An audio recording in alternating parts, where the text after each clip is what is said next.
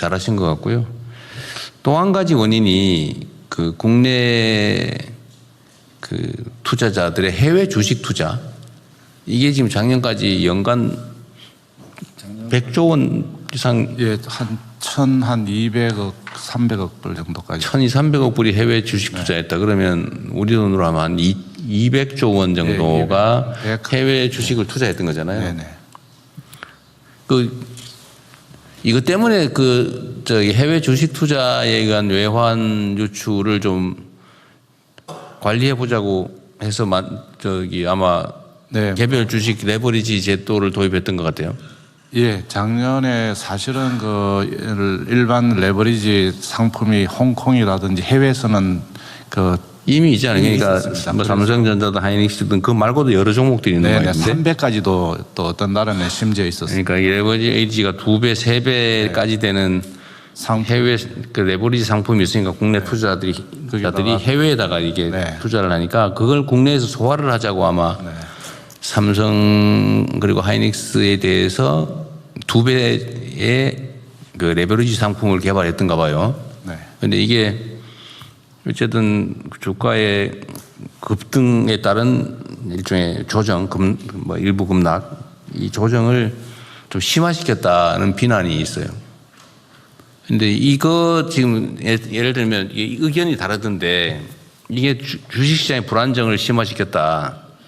또 한쪽은 애초에 기대한 대로 해외에 2배, 3배 되는 레버리지 투자를 완화해서 국내로 예를 들면 국내 투자를 늘리는, 즉 외환 유출을 줄이는 효과가 있었다. 이 양론이 있는 것 같아요. 이 상황 좀 어떻습니까? 혹시 뭐 보완 대책이 있는지 한번 얘기를 잠깐 어디 담당 부서가 할까요? 이걸 금융위 소관인가요? 네, 그렇습니다. 한번 상황이 어떻게 됐는지 간단하게 말씀 한번 해봐 주시죠.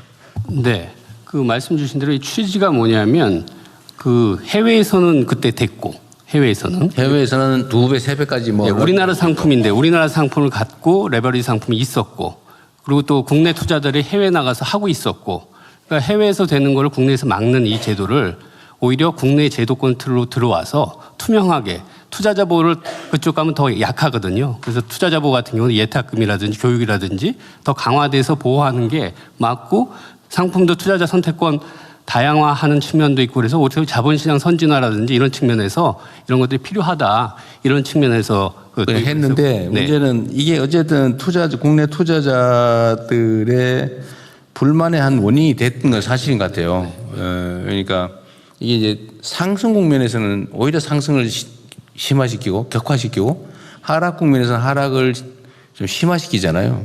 어쨌든 이 레버리지라고 하는 게 지렛대니까. 근데 이게 이제 아까 얘기한 대로 이 불안정을 강화하는 건 분명한데 이게 외환 시장하고 연동이 돼 있었던 것 같다 이 말이야. 아까 내가 얘기한 대로. 근데 그 효과는 어땠는지 어쨌든 시장에서 이거 문제다라는 지적이 있잖아요. 네. 그럼 그에 대한 보완책은 뭔지 아니면 원래 뭘 잘못한 건지 한번 그 얘기 간단하게 한번 들어보고 싶어요. 일단 효과는 어때요? 애초에 기대했던 대로 외환 시장 안정에는 도움이 됐습니까? 실제로 홍콩에 그게 한 20조 정도 있는 건데요. 그러니까 국내뿐만 아니라 해외 투자자들로 해서 한 20조 정도 되는데 거기 한 최근에 보면 17조 정도로 줄긴 했는데 그다음에 이제 거기에 국내분이 얼마 있었냐 보면은 국내 투자분도 줄긴 줄었습니다. 그리고 또 실제로 보면 그 얼마 줄지 않았냐 그러지만 만약에 이게 없었다면 거기로 더 가지 않았겠느냐 뭐 이런 얘기도 좀 있을 수가 있고요. 환율 안정에는 도움이 됐다고 본다. 그러니까 이제 나갔던 부분을 그러니까. 들어오는 부분이 있었고요. 그다음에 국내 주식시장의 불안정이라고 하는 불안정 심화라고 하는 마이너스 효과도 있잖아요. 이제 그런 부분들은 기본적으로 지금 글로벌 반도체 종목 자체가 워낙 출렁임이 많습니다. 우리뿐만 아니라 뭐 일본의 키옥시아 그다음에 미국의 샌디스크 뭐 이런 것들은 더 출렁입니다. 우리보다 더 심했다고. 네, 반도체 종목 자체가 지금 기대랑 우려가 막 서로 혼재되면서 그때 막 출렁이고요. 근데 이제 우리나라 같은 경우는 삼성전자랑 하이닉스가 예전에는 한 22%였거든요, 시총에. 근데 작년 말에 한 30%, 그다음에 금년 최근에는 53%. 그러니까 출렁이는 거에 맞는 면적이 훨씬 더 커졌습니다. 여하튼 이게 레버리지 도입은 해외에는 원래 3배까지 있었고 거기에 어쨌든 국내 투자자들이 해외에다 투자하는 게 외환 유출의 원인이 되니까 원래는 외환 안정을 위해서 국내 투자를 권장하기 위해서 만들었던 거다. 해외에도 있는 걸 국내에서 오히려 완화해서 만들었다. 투자자 보호 측면도 있고요. 해외는 예탁금 제도도 근데 있지 그래. 않고요. 교육 제도도 없고요. 그냥 하는 거고요. 저희들은 와서 그런 걸 하고 그다음에 이런 건 ETF라는 그 용어도 못 쓰게 했습니다. 이 상품에 ETF라는 건 이제 장기 분산이라는 의미가 있는데 이건 단기 고위험 상품이기 때문에 해지를 하거나 여러 가지 다양한 방법 중에 하나로 쓰여 있는 거고 단기 고위험 상품이기 때문에 ETF라는 용어도 못 쓰게 하고 저희들이 한 투자자 보호를 할 수 있는 방식 내에서는 다 했고요.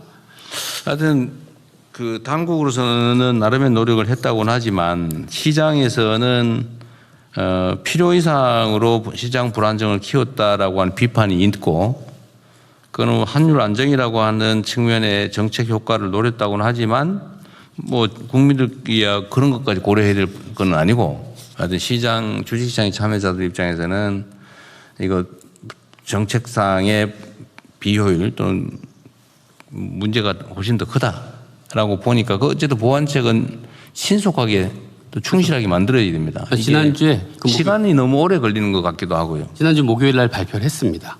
근데 그거 가지고도 뭐 이거 가지고 되겠냐 이런 지적이 있던데. 그러니까 지금 이 투자자 예탁금 같은 경우 기본적으로 현금으로만 3천만 원을 갖고 있어야 투자를 합니다. 근데 그 시행 자체가 즉시 하거나 뭐 조기 하는 게 아니라 한참 있어야 된다면서요. 근데 지금 저 전산 문제가 있어서 가장 빨리 땡겨서 8월 5일 날부터 그 부분은 하겠고요. 그러니까 어쨌든 그런 것도 미리 예상했어야 된다고 하는 게 이제 시장 참여자들의 요구인데 물론 정책 당국 입장에서야 그 완벽하게 하는 게 어렵긴 했지만 어쨌든 신속하게 또 필요한 대응 조치는 좀 과감하게 하도록 하십시오. 네, 시장 영향 계속 살펴보면서요. 필요한 경우에는 추가 대책도 거기 하필이면 급상승 국면에서 조정되는 요 꼭대기에서 도입되는 바람에 마치 이것 때문에 문제가 심각한 것처럼 착시를 일으킨 측면도 있어 보여요. 네, 5월 27일 날 도입이 됐는데요. 실제로 고점은 6월 22일 날 다 반도체들이 고점이 나온 거거든요. 그 6월 22일부터 지금 많이 빠지기 시작했습니다.